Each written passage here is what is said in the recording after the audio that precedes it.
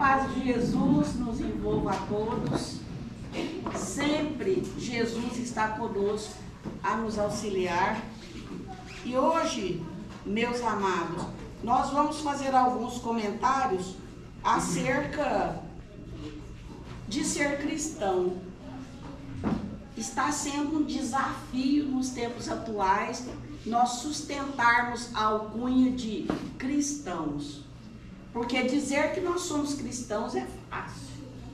É ou não é? Dizer que a gente crê em Jesus Cristo também tá fácil, não tá?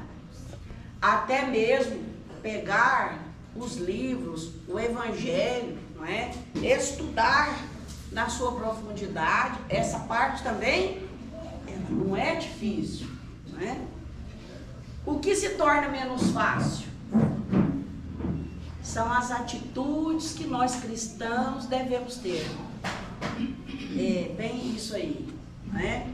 Quando nós nos envolvemos na causa do Cristo, quando nós envolvemos nos estudos do Evangelho de Jesus, e que esse trabalho e essas claridades, elas fazem luz não só para os outros, mas para dentro de nós mesmos. Então, é nesta parte que agora nós, cristãos, estamos convocados, não é? A este grande trabalho de fazer a viagem para dentro de nós mesmos. O Carlos Drummond de Andrade, ele tem um poema que se chama A Viagem, não é? E ele fala que o homem se cansou da terra, achou tudo muito chato por aqui e foi para a lua. Chegando lá na lua, tem todo um processo evolutivo a desenvolver e todo aquele trabalho. E chega um determinado tempo, o homem também se cansou da lua. Vamos construir uma máquina mais poderosa e vamos viajar pelo espaço. E foi, passeou em todos os planetas, até no Sol, não é? O homem foi, mas se sentiu cansado, se sentiu desmotivado, perdeu o interesse depois de algum tempo. Não restava mais lugar algum para que o homem fosse.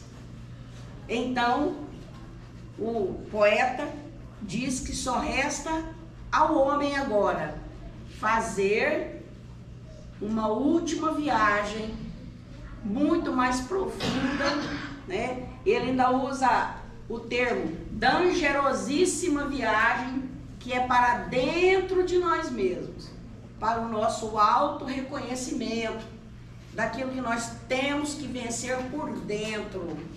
Porque o indivíduo que já desenvolveu a fé, a coragem, a paciência, a tolerância, as virtudes, que ele está bem com ele mesmo, que ele se ama, ele amará as pessoas, respeitará as pessoas, ou seja, ele já terá completado o trabalho dentro de si mesmo.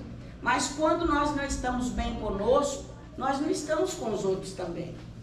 E não adianta falar, vou mudar lá para a China, vou mudar lá para América do Norte.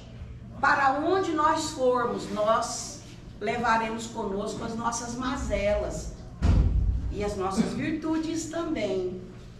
Nós levaremos, nós estaremos diante da nossa própria consciência. Então a insatisfação, né, e todos os outros sentimentos, bons ou menos bons, que nós temos, nós teremos que enfrentá-lo.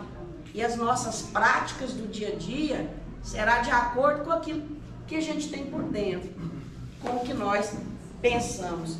Então nós temos aqui, exatamente um comentário dizendo que o verdadeiro cristão é aquele que tem uma fé inabalável, não é? E ele é capaz de enfrentar, encarar frente a frente, não é? Em todas as épocas da humanidade, a razão. Então nós temos a fé e nós temos também a nossa razão. as duas têm que estar desenvolvidas, tem que chegar a um patamar. Porque somente crer sem compreender pode trazer alguns perigos. Então, por isso que nós precisamos desenvolver aí a razão, não é? Em todas as épocas, em todos os períodos da humanidade. Se nós fizermos isso daí, nós estaremos trazendo esta fé inabalável dentro de nós mesmos. Então, lá no Evangelho segundo o Espiritismo também, tem a mensagem de um espírito que se denomina um espírito israelita, que foi dada em 1861, que diz assim, ó: a beleza e a santidade da moral cristã tocarão os espíritos que então abraçarão uma ciência que lhes dará a chave da vida futura e descerrará as portas da felicidade eterna. Então, quando nós temos a lucidez, quando nós estudamos, quando nós buscamos a explicação dos motivos, dos porquês de todos os nossos acontecimentos, há uma chance muito maior de superação da melhor maneira possível. Mas quando nós entramos primeiro com a revolta antes do entendimento, dificulta a nossa vida. Coisas que nós poderíamos perceber, nós nem vamos enxergar, porque a revolta, ela empana a nossa visão espiritual, não é? Então, nós precisamos de continuar essa trajetória humana. Veja bem, o Moisés abriu o caminho, Jesus continuou a obra, mas o Espiritismo a concluirá. Ele é o Consolador prometido por Jesus, não é? É o cristianismo redivivo, a doutrina espírita. Os ensinamentos que nós temos, que os Espíritos nos oferecem, forma a base para o nosso entendimento, a nossa compreensão, a nossa aceitação e o nosso grande trabalho interno de fazer com que rompa em nós as virtudes que todo mundo tem. Todo mundo já foi criado com as virtudes todas. Está aqui, ó.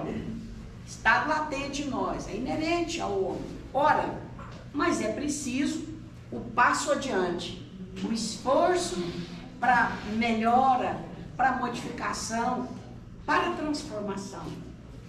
Nós prescindimos disso, precisamos disso aí, não é? Então, Jesus já dizia lá, ó: conhecereis a verdade e ela vos libertará. Mas nos liberta de quê? Da nossa ignorância primeiro, do fanatismo, não é? Quando nós ignoramos, nós temos poucas possibilidades, recursos. Mas quando a gente compreende, porque estudou, entendeu, aí nós estamos prontos para alçar voos cada vez maiores sobre os conhecimentos que nos são oferecidos aí, meus caros amigos. Então, olha só, lá no livro Religião dos Espíritos, o Emmanuel diz assim: o senso comum, ou seja, aquilo que todo mundo acha que é, né, mas não tem fundamento algum, nos leva a desejarmos destruir sempre os nossos opositores, aqueles que pensam diferente de nós, por exemplo. Né? Mas o que as claridades benditas do Evangelho nos ensinam? Que todos somos irmãos, que todos somos de Deus e filhos de Deus. Então nós não podemos ter sentimento de destruição a nada, nem na nossa casa planetária e nem às pessoas. Nós não temos que tratar com diferença nenhum dos nossos irmãos em humanidade. Todos com amor, com respeito, com tolerância, com entendimento. Quem se desvia desse propósito, ignora muita coisa. Por isso que o conhecimento é libertador. É base para nós. Ninguém foge disso. Na estrada da evolução, ninguém foge de aprender, desse aprendizado aí, não é? E olha o que o Emmanuel ainda diz: o verdadeiro cristão segue a recomendação do Cristo. Agora muita gente fala, agora piorou, quer ver? Ama os teus inimigos, amai os vossos inimigos. Eu creio que a gente não tem inimigo. Eu acho que ninguém tem inimigo aqui, tem? Só se for do passado e nem se lembra disso, né? Mas para que ter inimigos? Não é? Porque alguém pensa diferente de nós?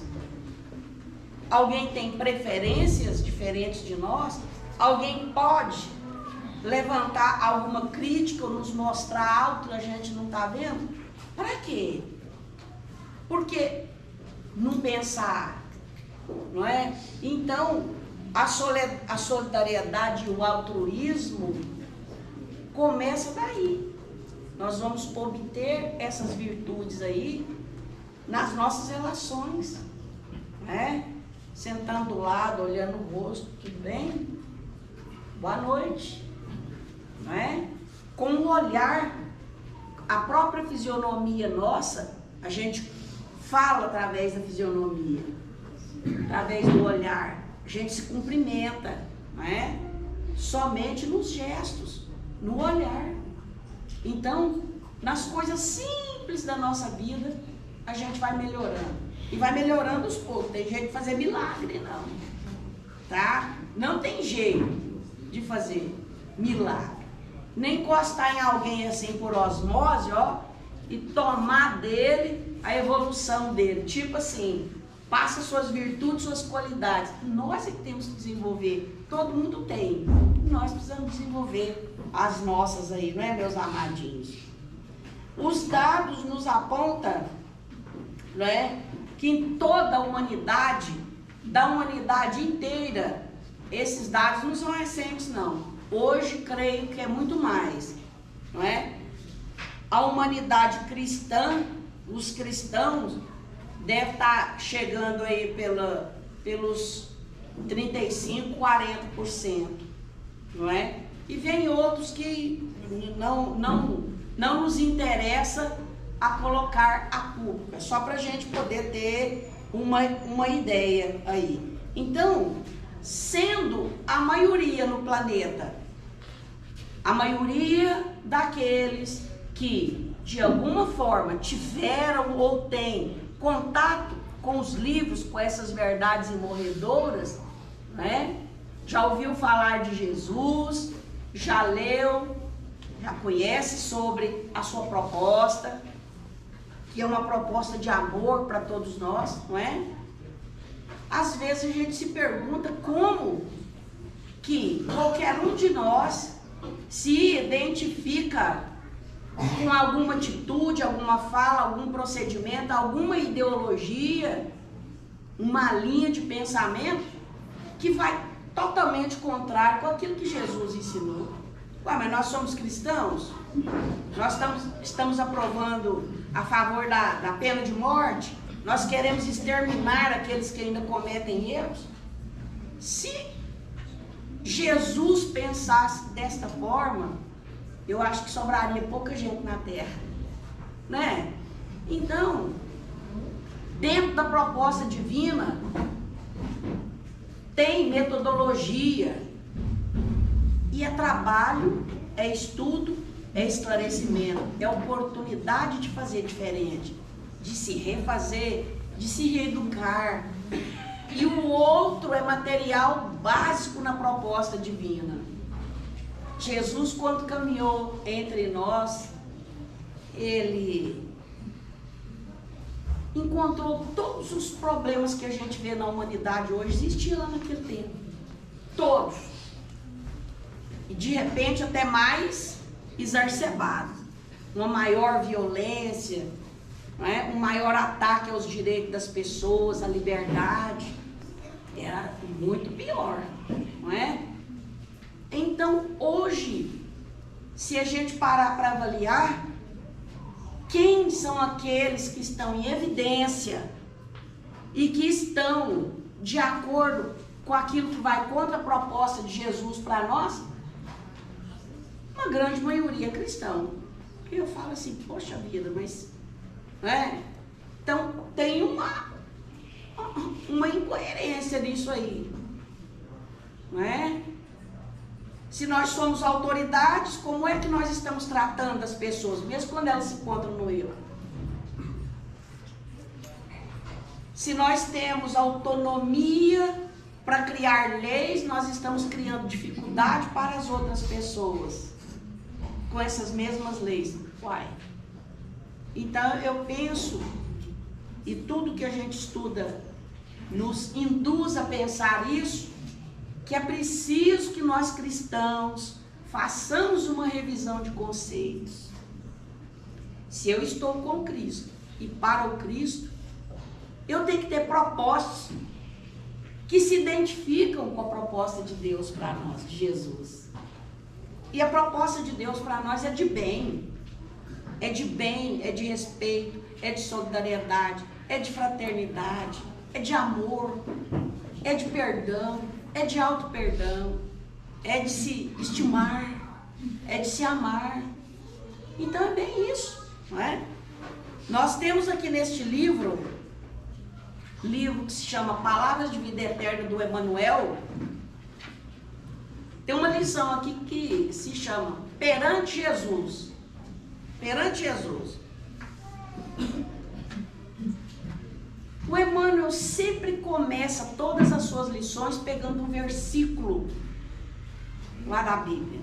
E ele pegou um versículo de Mateus 26, 22.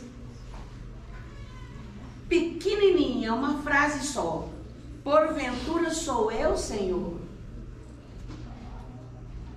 Alguém desconfia quem foi dos apóstolos que falou essa frase? Por acaso sou eu, Senhor? Alguém tem uma noção aí? Só pela frase? Vocês já assistiram muito filme de Jesus, que eu sei, hein? Já leram muito também. Então vejam bem, meus irmãos.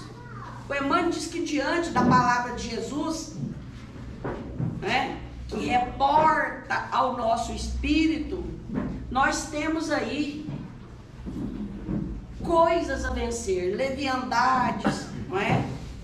Nós temos hoje, já tivemos em várias épocas da humanidade, nos tempos de Jesus, se nós apontarmos o dedo e dizer lá nos tempos de Jesus, aquele povo, nós estamos falando de nós, porque não é a primeira vez que nós estamos aqui encarnados.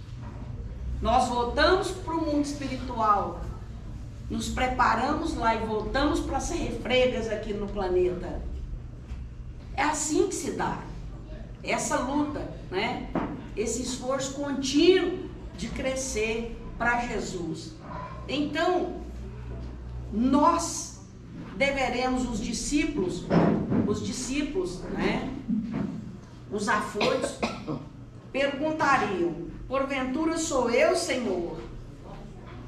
Porque quando Jesus diz que alguém ali do meio dos seus companheiros do colegiado apostolar, alguém irá me trair. Imediatamente um deles diz: por acaso serei eu, Senhor? Né? Vocês nem de leve, depois dessas dicas todas? Não. Isso mesmo, exatamente. Né? Acaso serei eu, Senhor? Ele se condenou naquele momento com a própria pergunta, não é? Então, por quê? A própria consciência do indivíduo o colocou na berlinda ali, não é?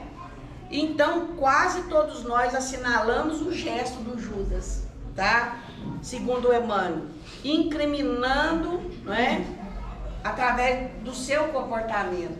Jesus sabia que ele conspirava por detrás. Jesus sabia que ele se encontrava com os sacerdotes do templo.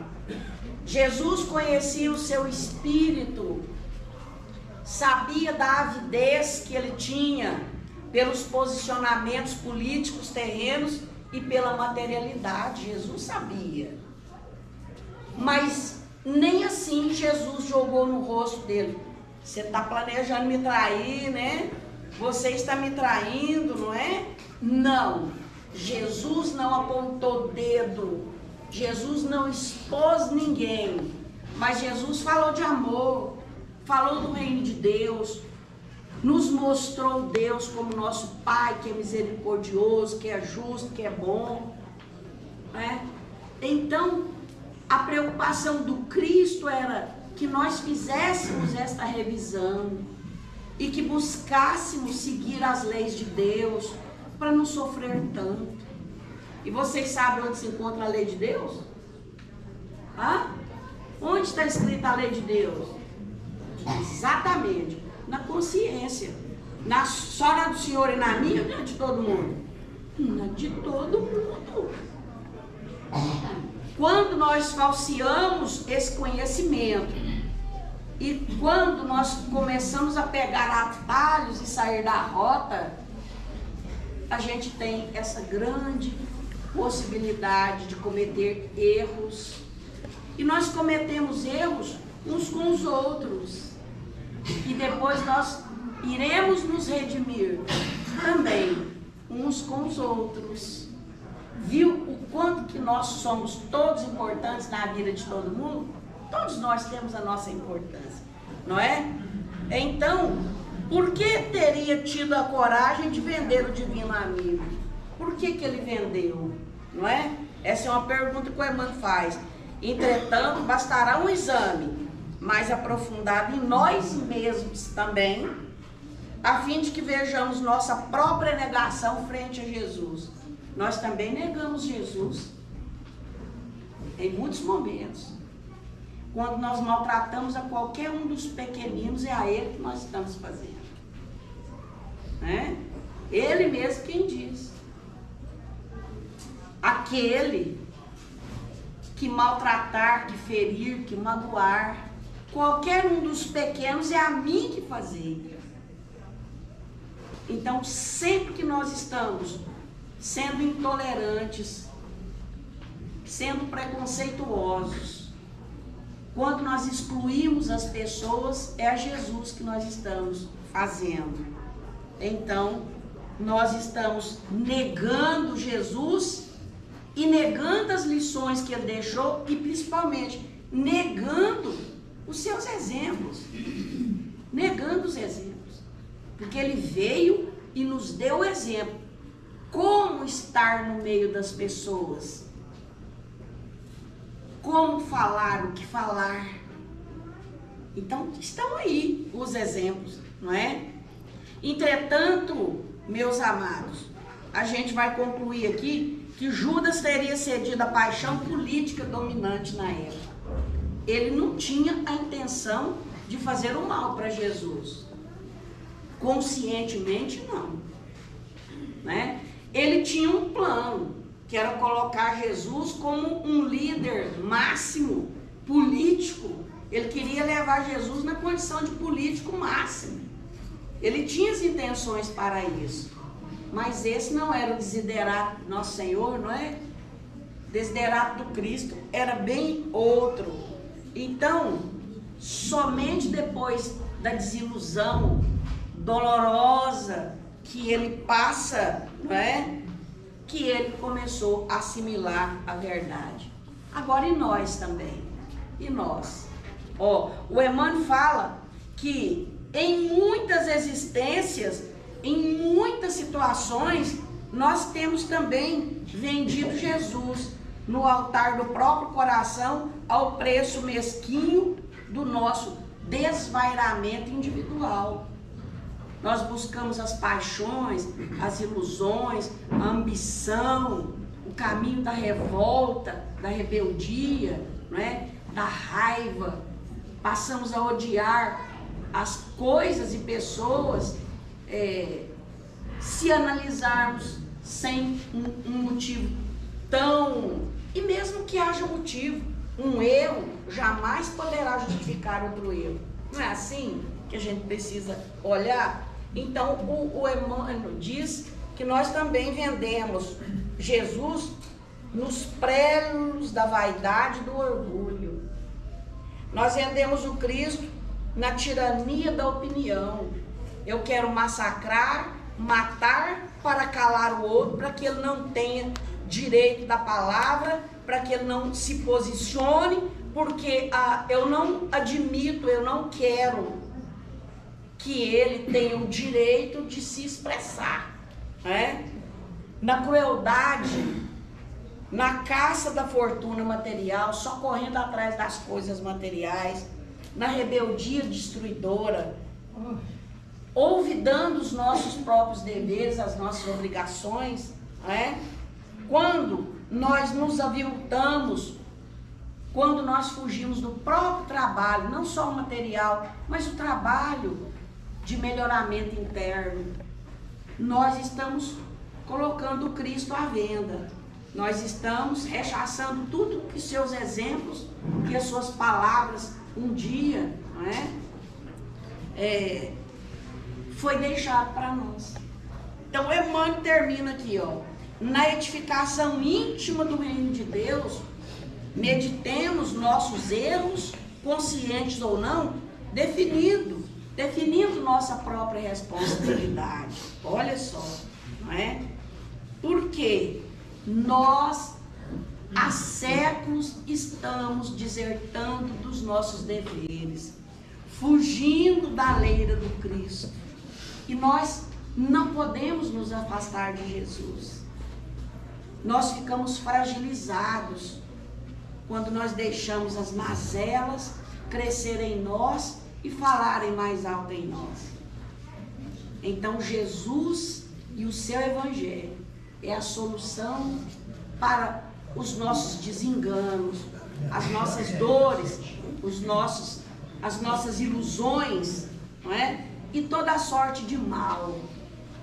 Porque quando nós tivermos nos consorciado verdadeiramente com o Evangelho do Cristo, quando nós tivermos bebido na fonte, essa fonte inesgotável, né, desta luz, deste Evangelho, nós com certeza estaremos num patamar diferenciado. Amaremos-nos uns aos outros e seremos muito mais felizes, seremos desapegados, entenderemos que estamos aqui temporariamente, por um tempo, com as pessoas e com as coisas, que nada é nosso, que tudo é um empréstimo. Jesus é a prova disso. E que quando nós colocamos em evidência o outro, tudo fazemos para a felicidade do outro, nós estamos construindo a nossa própria felicidade. Sedimentar a nossa felicidade somente nas coisas materiais, alguém vem e subtrai aquilo que eu tenho. E aí? Eu me torno infeliz. Agora, quando nós buscamos desenvolver em nós os tesouros da nossa alma, aquele que ninguém rouba, aquele que a traça, né, não rói e nem a ferrugem corrói, como Cristo diz, ninguém nos tomará, ninguém tomará as virtudes desenvolvidas por nós. Jesus é o nosso mestre, é o nosso guia e é o nosso modelo, e é a ele que nós devemos seguir.